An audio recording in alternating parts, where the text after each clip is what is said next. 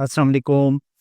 इस वक्त हम पेशावर पहुँचे हैं। पेशावर हमारे 100 शहरों की सीरीज़ का 22वां शहर है।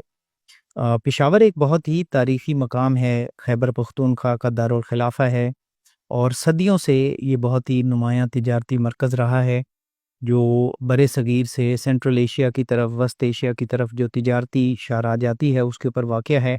और शेर शाह सूरी ने जो जीटी रोड बनाई थी काबुल से लेके दिल्ली तक, उसका भी ये एक अहम मरकज़ है।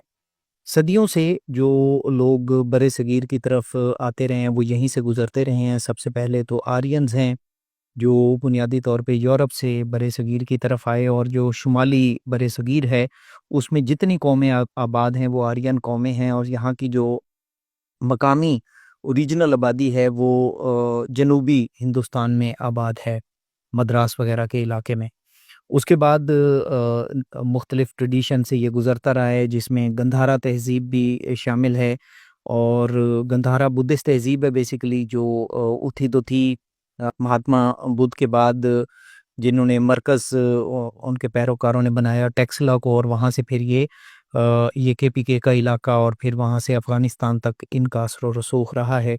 उसके बाद मुख्तलिफ़ जो हिंदू सल्तनतें हैं, मयूरियन सल्तनत है, अशोका की सल्तनत है, दीगर सल्तनतें हैं, वो भी यहाँ पे हुकूमत करते रहे। और फिर उसके बाद शुरू होता है दौर जब सबुक्तगीन ने यहाँ का रुख किया, जो सुल्तान महमूद गज़नवी के वालिद थे। उसके बाद सुल्तान महमूद गज़नवी यहाँ से गुज़रे और फिर ख़ानदान गुलामा और फिर मुख्तलिफ़ ख़ानदान जो हैं वो गुज़रते रहे।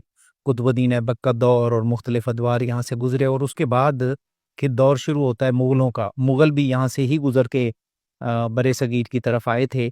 इस तरह से यानी ये जो पेशावर से अफ़गानिस्तान की तरफ एक दर्रा जो गुज़रता है, जिसको दर्रा खैबर कहते हैं, जो लंडी कोतल से गुज़र के तूरखम और फिर अफ़गानिस्तान की तरफ होता हुआ सेंट्रल एशिया की तरफ जाता है।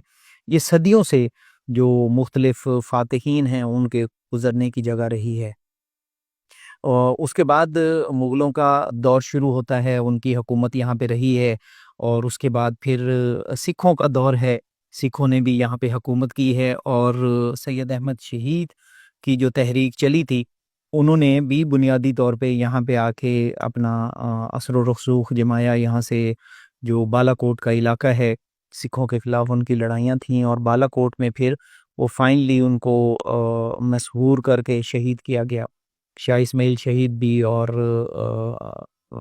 सैयद अहमद शहीद भी।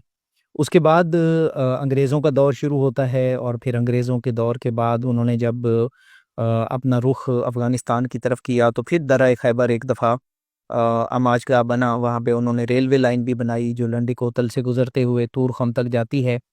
और इसी रेलवे लाइन को एक दफ़ा पाकिस्तान रेलवे ने रेस्टोर भी किया था टूरिज़्म के लिए और बड़ी अच्छी वो चला करती थी। यहाँ से रावलपिंडी से लेके तो लंडी कोतल तक वो ट्रेन जाती थी। बड़ा ही खूबसूरत इलाका है, टनल्स हैं छोटी-छोटी जिनसे गुज़र के तो तूरखम तक ये रेलवे लाइन जाती है। उससे आगे फिर अफ़गानिस्तान का इलाका शुरू हो जाता है। तूरखम बॉर्डर हमेशा से क्रॉसिंग रही है। बड़ा तंग सा दर्रा है, दर्रा खैबर। तो अंग्रेज़ों ने फिर ये जो इलाका है, जिस इलाके तक उनकी पहुँच नहीं हो सकी या जहाँ उनका इंटरेस्ट नहीं था बुनियादी तौर पे, तो उन्होंने उसको जो है एजेंसियों में कन्वर्ट करके उसको एडमिनिस्ट्रेटिव एरिया नहीं बनाया, जिनको ट्राइबल एरियाज़ कहते हैं। ट्राइबल एरियाज़ में अंग्रेज़ों ने क्या रखा कि वहाँ पे एक पॉलिटिकल एजेंट रखा। Political agent basically deputy commissioner ही होता था और वहाँ पे फिर जो सरदार थे, मलिक मलिक एक टाइटल दिया, जो बेसिकली मुलाजिम थे अंग्रेज़ों के ही, और वो यहाँ पे यहाँ का निज़ाम चलाते थे।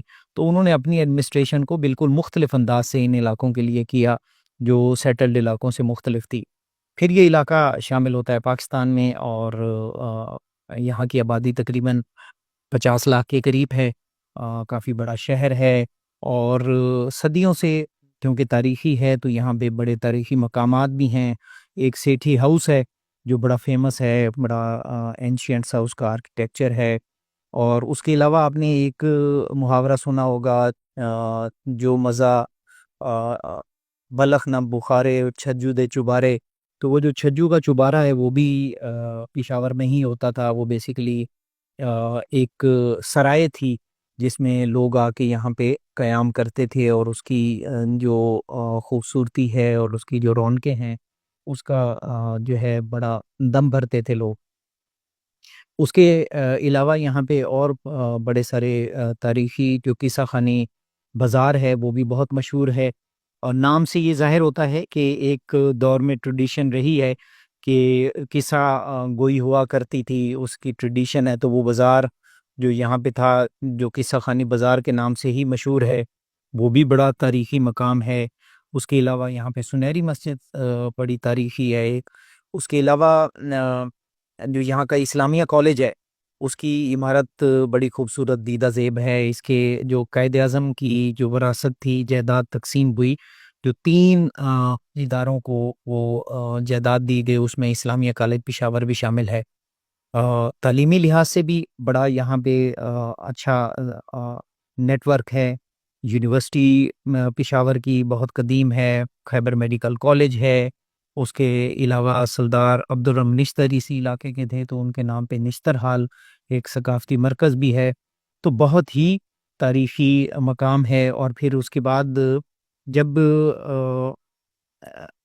ارلی 60s میں یہاں پہ جب پاکستان میں چیزیں امپورٹ کے اوپر بین تھا، تو یہاں پہ ایک اور ٹریڈیشن شروع ہوئی تھی۔ جو سمگلڈ چیزیں تھیں وہ افغانستان کی طرف سے آتی تھیں، تو اس طرف سے ایک جگہ ہے باڑہ، تو وہ باڑہ کی طرف سے گزرتی تھی، تو وہاں پہ مارکیٹ بننا شروع ہو گئی، تو باڑہ کی چیزیں بڑی مشہور ہوا کرتی تھی۔ خاص طور پہ وہ 80s میں جب رشیا نے یہاں کے اوپر انویژن کی اور اس طرف یہ افغانوں کی آمد شروع ہوئی، تو یہ باڑہ مارکیٹ بہت پھیلی تھی۔ اب تو خیر باڑہ مارکیٹ میں کچھ بھی دستیاب نہیں ہے، کیونکہ ساری چیز چائنا کی طرف سے آتی ہے، تو وہ ریگولیٹڈ ہے، تو اس طرف سے آتی ہے، لیکن وہ مارکیٹ ابھی بھی بہت وائبرنٹ ہے۔ تو بہت ہی تاریخی سا شہر ہے۔ انشاءاللہ اس میں ہمارے پہلے بھی پروگرام ہوئے ہیں، اور اگلے 3 دن یہاں پہ قیام ہے، مختلف پروگرام ہوں گے کالجوں میں، یونیورسٹیوں میں، پشاور یونیورسٹی میں بھی ہے، اور خیبر میڈیکل کالج جو ابھی خیبر میڈیکل یونیورسٹی ہے اس میں بھی ہمارے پروگرام ہوں گے، دیگر جگہوں پہ بھی ہوں گے انشاءاللہ۔ تو اس تاریخی مقام میں آنے اور اس کو انجوائے کرنے کا ہمیں ایک دفعہ پھر موقع ملا ہے۔ اور یہاں کے کھانے جو مشہور ہیں، جو اب تو خیر پنجاب میں بھی اویلیبل ہیں، تو ان کے لیے ایک اور جگہ مشہور ہے، نمک منڈی۔ تو نمک منڈی وہ جگہ ہے جہاں پہ کھانے یہاں کے ٹریڈیشنل ملتے ہیں۔ پھر اس کا شعبہ بازار بڑا مشہور ہے۔ اچھا، اب وہ شعبہ بازار کی رونقیں بھی ختم ہو گئی ہیں۔ شعبہ بازار وہ ہے جہاں پہ گاڑیوں کے اولڈ سپیئر پارٹس آیا کرتے تھے، تو اب کیونکہ تورخم بارڈر گورنمنٹ نے اس کے اوپر بہت زیادہ سختی کر دی ہے، تو وہاں سے وہ چیزیں اتنی زیادہ نہیں آتی ہیں، لیکن بازار پھر بھی وہ والا قائم ہے۔ تو انشاءاللہ پشاور میں ہمارے 3 دن کا قیام ہوگا، اور اس کے بعد پھر ہم اپنے اگلی منزل کی طرف